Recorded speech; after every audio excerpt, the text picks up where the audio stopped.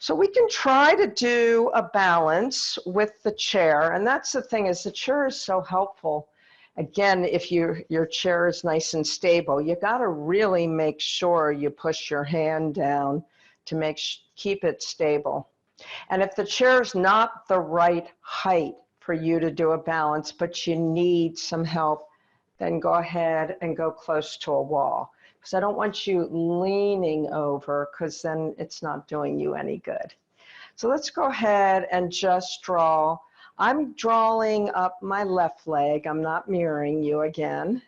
And just hold it there. And then if you want, you can go up and down with your arm. That makes it a little more challenging. Your eyes can follow the arm. Good. And then I'm going to go to the other side.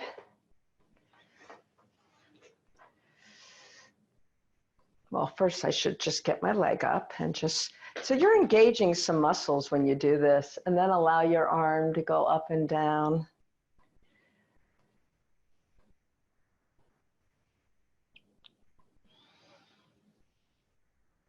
All right, release that.